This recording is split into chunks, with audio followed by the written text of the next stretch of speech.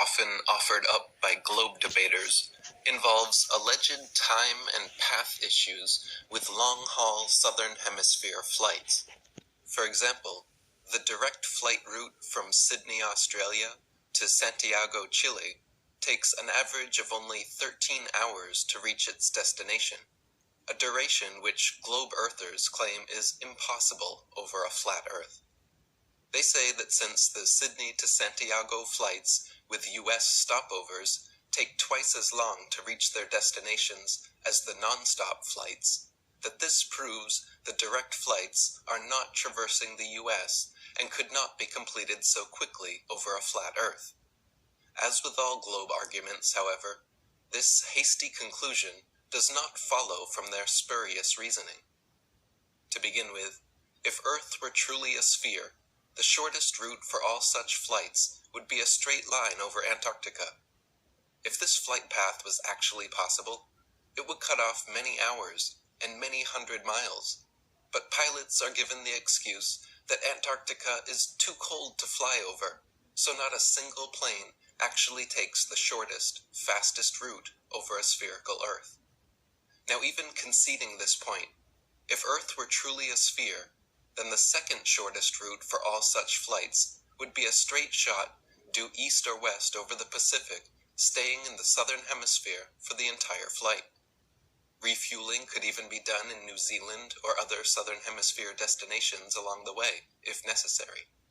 In reality, however, 99% of Santiago to Sydney and other long-haul southern hemisphere flights admittedly cross the equator twice, going high into the northern hemisphere, making stopovers at LAX and other North American airports before continuing back down to the southern hemisphere. Here are a few more examples. On a globe, Santiago, Chile to Johannesburg, South Africa should be an easy flight, all taking place below the Tropic of Capricorn in the southern hemisphere. Yet every listed flight makes a curious refueling stop in Senegal near the Tropic of Cancer in the northern hemisphere first. When mapped on a flat Earth, the reason why is clear to see, however, because Senegal is actually directly in a straight line path halfway between the two. On a globe, Johannesburg, South Africa to Sao Paulo, Brazil should be a quick, straight shot over the Atlantic along the 25th southern latitude, but instead, nearly every flight makes a refueling stop at the 50th degree north latitude in London first. On a globe, Johannesburg, South Africa to Perth, Australia should be a straight shot over the Indian Ocean with convenient refueling possibilities on Mauritius or Madagascar. But in actual practice, most Johannesburg to Perth flights curiously stop over in either Dubai, Hong Kong, or Malaysia. On a globe, Cape Town, South Africa to Buenos Aires, Argentina should be a straight shot over the Atlantic following the same line of latitude across. But instead, every flight goes to connecting locations in the northern hemisphere first, stopping over anywhere from London to Turkey to Dubai.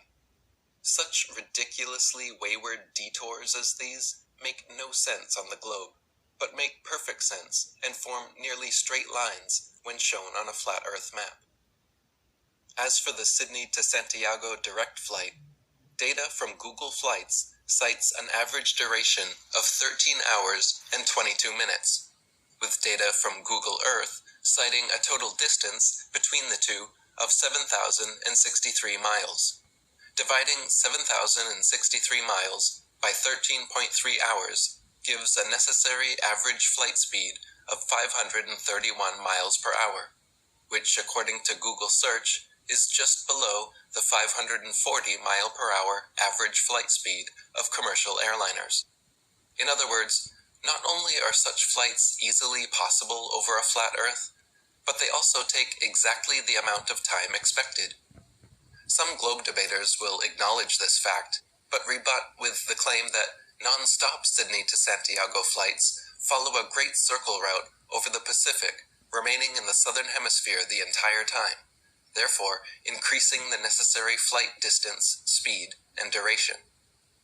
With regards to this claim, firstly, It is yet to be proven that these flights even exist, since no unedited video footage exists online, and every time flat earthers have attempted to book the non-stop flight, it fails to go through, gets cancelled and refunded days before departure, or changes to a non-direct flight. I remember reading that it would have to be something like, what did I say? It was like 3,000 feet for every minute.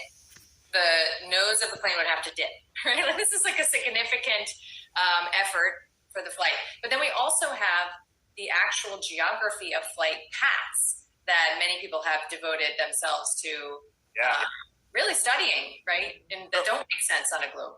So think about a globe. You got the northern hemisphere on the top, the southern hemisphere on the bottom. You got the horizon that goes around the midpoint. If you were going from any location in the north to any location in the north, any two locations, any combination, and you were flying, would you ever need to dip below the horizon? No, that wouldn't be the shortest path. I mean, north to north, you would never need to go below the horizon because you're going the wrong way. You want to go, you can maybe go across the horizon or over this way, but you would never go below the horizon. And guess what? That's true.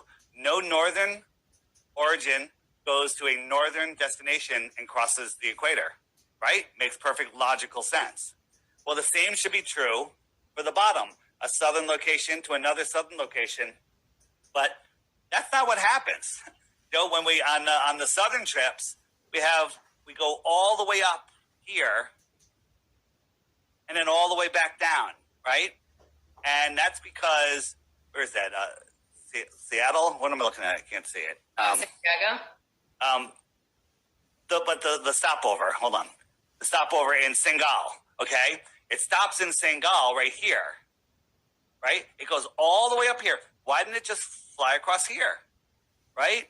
And they give you this, it's a great circle route, or we're picking up more passengers. Nonsense. These people want to go here, and this is a straight line. This blue line is the equator. They cross the equator twice. That makes no sense on a globe, okay? Here's another one. This one stops in Los Angeles, okay? From here, right, it goes all the way up here to Los Angeles and all the way back down. Now look at this strip. This flight, what if we just went out here? Oh, look, we made it to where we're going. But no, this is the path. They stop to get fuel. It's a long flight. Right? Which one makes more sense to you? And there's many, many examples of this, right? Many. So I'm going to... Yeah. So this one, again, stopping in Los Angeles, looking at it on a flat Earth map, makes perfect, total sense. But then there's emergency flights, emergency landings. Sometimes someone's having a baby or a heart attack, and they have to land. So this flight here from Hawaii to New York, or New York to Hawaii, there was emergency right about here. So they went 1,000+ miles out of the way to Seattle. And the funny thing is, how did they get there so fast? Emergency, they landed 15 minutes later. How did they travel 1,000 miles? Okay. Well, if you look at it, Seattle's right there. That's where the emergency happened. They landed. Okay. And that's not planned. So here's another one.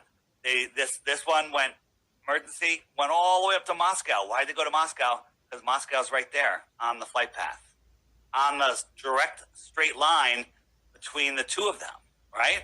Let's look at another one. Dallas, Beijing, stops in Calgary. I don't know. Is that 2,000 miles out of the way? Okay, 1,500 miles. Look at Calgary, right in line, straight line. How many times does that have to happen before somebody says, oh my God? But here's the thing. I just showed you some memes. If you believe me, well, that's a leap of faith. You're right to believe me because I've done the research for you. But belief is the enemy of knowing. You need to verify this stuff for yourself. And luckily for you, Eddie Flat Earth Banjo, who you probably know of, he's documented it all in this free PDF book, or you can order the book online. 16 emergency landings, all documented. The flight paths, the times, what happened, where they landed, everything. And so you can verify it yourself. There you go. Amazing. Yeah. Amazing.